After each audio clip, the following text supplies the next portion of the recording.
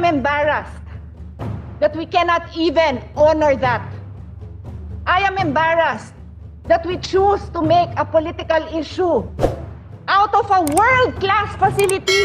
Kaya tuloy, wala nang mag-aabalang magpatayo ng matitino at kahanga-hangang mga infrastructure dito sa Pilipinas. Dahil magpatayo ka lang ng maganda, sasabihin na sa'yo na may kalokohan ka. So paano? Puro bulok na lang tayo.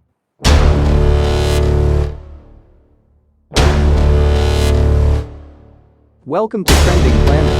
If you're new in this channel, please don't forget to like, subscribe and hit the notification bell for more trending news.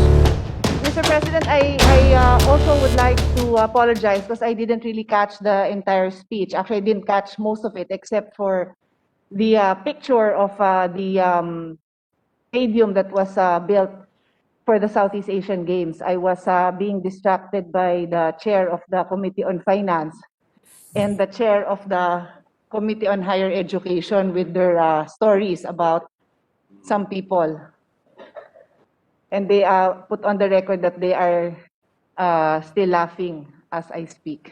Anyway, on that note, Mr. Chair, so because I cannot ask, I cannot go into detail, no, because I did not know that Her Honor would be taking up this subject. But the project that Her Honor has flashed on the screen is very close to my heart. I am an athlete. I am also a national team player in my youth. And I was there during, I don't think I was there during the, what do you call that? When they, ano ba tawag doon yung corner? Groundbreaking ba yun? When they put the first, I wasn't there then, but I was there when there were only beams, and I continually checked on it in the days to come. Mr. President, this is a world-class stadium built in record time with the advice no less than, if I'm not mistaken, and I can check for the record, World Bank and or ADB on how to finance and how to do this project. Mr. President, the Southeast Asian Games would not have been as successful as it was if we had only the dilapidated stadium of Rizal Memorial, of Ultra. May I ask Her Honor if she has seen the place? Because the national track and field team, when they visited it around November, not sure, September, November, before the Southeast Asian Games commenced, they went there for the first time. Does Her Honor know that they cried when they saw the stadium? They cried when they had the opportunity to run on the turf. Bakit? Kasi dun sila nagpa-practice sa napakabulok na stadium. Ganon ang kalagayan. That's how we treat our athletes.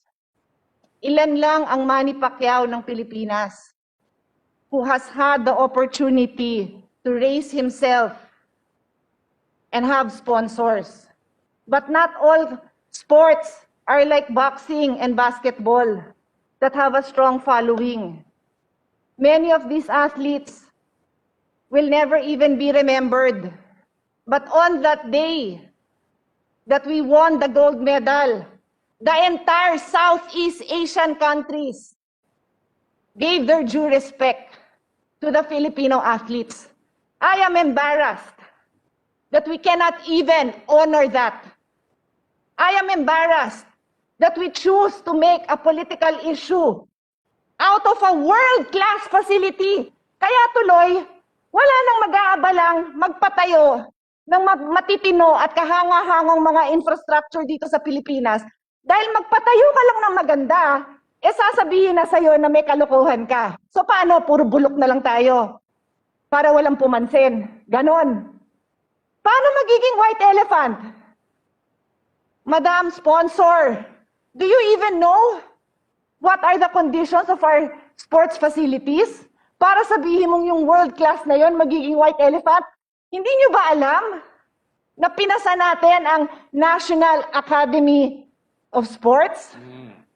And doon pag-aaral, doon magte-training ang mga bata natin mga future Manny Pacquiao, paano naging white elephant? Sana naman mag-ingat naman kayo sa mga paratang nyo. Dahil yan na naman ang i-headlines. Di man lang natin binigyan ng konting parangal, konting respeto ang mga national athletes. Na alam nyo ba, kung hindi dahil sa bayanihan to, hindi pa magkakaroon ng allowance. Hindi thanks to Pia Cayetano, thanks to Speaker Alan Cayetano, Congressman Bambol Tolentino, and Senator Sani Angara. So hinahalo ko yung mga mukha ng mga athletes na to dun sa tinatawag niyang white elephant. Kasi that is the only reason why you put up such a structure for people. In this case, for young athletes. So I cannot separate their faces and their names from the structure that you now want people to cast doubt upon. Again, I do not have the details. Wala akong hawak na papel, but I have to stand up for BCDA, for the architects, for the engineers, for every single construction worker that worked overtime. Madam Sponsor, alam nyo ba 24/7 nagtrabaho yon para makadeliver tayo sa Southeast Asian Games? Di ba mas kahihiyan yun na nag-umpisa Southeast Asian Games tapos hindi natapos yon? Nanood ho ba kayo? Nandun ako, nanood ako, nanalo tayo ng mga kung ano-anong event. Yung pole vaulter natin, he claimed the gold. Si EJ Obiena, he was supposed to compete in the Olympics. Pero hindi natuloy yung Olympics. At least, nagka-Southeast Asian gold medal siya, di ba? At least nanalo siya in his own country. Napanood siya ng tatay niya, na coach niya. Ganon ang kalagayan ng mga athletes. Madam Sponsor.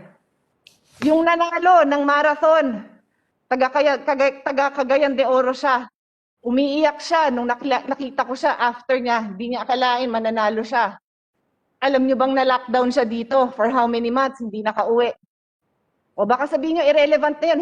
Hindi irrelevant yun. Kasama yon sa mga sakripisyo ng mga athlete.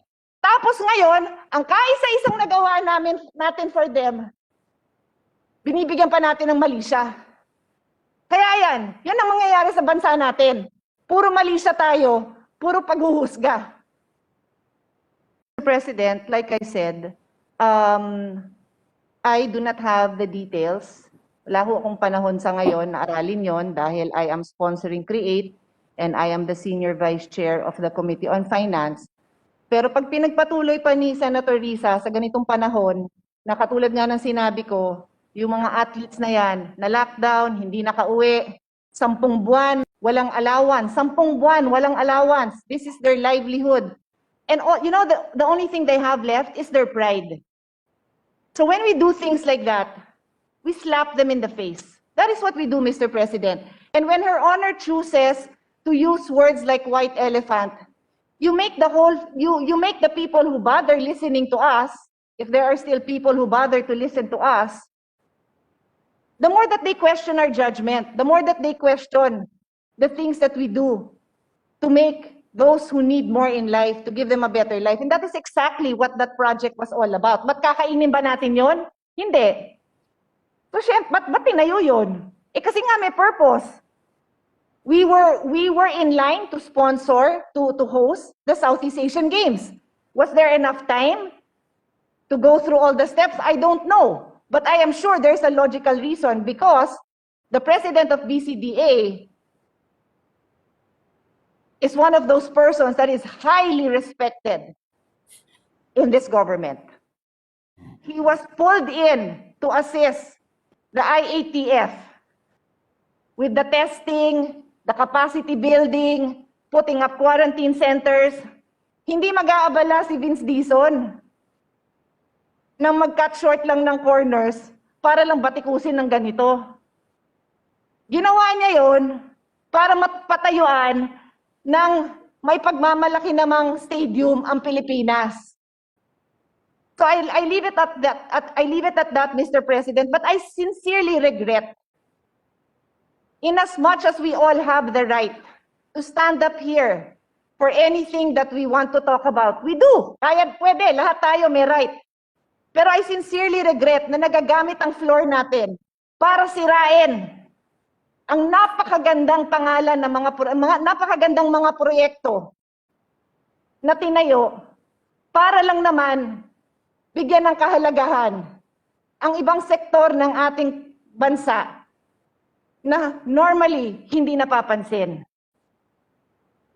They are normally training, like I said, umiyak sila nung tumuntong sila sa tarp nung track oval na yon. Umiyak sila. Sabi nila, wow, ang lambot. Sabi ko, ba't saan ba kayo nagte-training? Ma'am, dun sa track oval na sira-sira na, sa Pangasinan. Ha? Paano kayo nakarating ng Pangasinan? Eh, wala na ho kami mapag-trainingan sa Metro Manila. And then their facilities, nakatira na rin ako sa Rizal Memorial. As I said, I was a national team athlete. Yung tinirahan ko sa Rizal Memorial noong 1983, awa ng Diyos, ganun pa rin ang itsura. Kung hindi pa natin pinatayo ang track oval sa University of the Philippines, which is open to all, inabot ng mga anak ko, 30 years after I graduated, the same track and football field ng UP. O so siguro si UP, sinundan nila by the letter every single step. Awa ng Diyos, inabot ng 4 na taon. Nag-graduate na yung anak ko, never niya na nakitang yung field na yon. That is how infrastructure projects in the Philippines go along.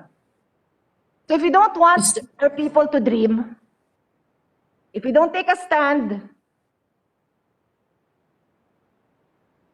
and give honor to what should be honored, the people who did right, then we'll just watch our country crumble because we're just going to be finger pointing every step of the way. And I take offense as an athlete, as a mother of athletes, as a mentor and as a friend of all these athletes, whose sole pride was to be able to see such a structure built in their honor, questioned and castigated in this manner. Salamat po. Since you mentioned that by Olympic standards, you're right, that's a requirement that you have the they call it a warm-up pool. So without that, you cannot get the proper accreditation. You will not receive that highest level of accreditation, and you will not be able to sponsor international competitions. So in fact, Mr. President, during the Southeast Asian Games, as it was happen, sa sobrang tuwa nung ating National Sports Association ng Swimming, they already said yes to host this international competition. I'm not sure if it was this year, so baka hindi nga natuloy because of COVID, no? Because they are now qualified to host those kind of swimming events, which we could not do before. Kung familiar kayo sa Rizal Memorial tsaka sa Ultra, hindi ganun ang swimming pool doon.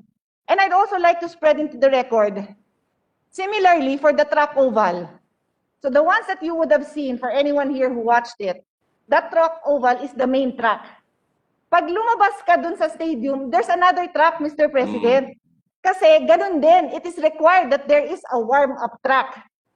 And then, in addition to that, underneath the stadium, that really underneath, because same level ng ground, inside the stadium, indoor, merong mga 100-meter din na track.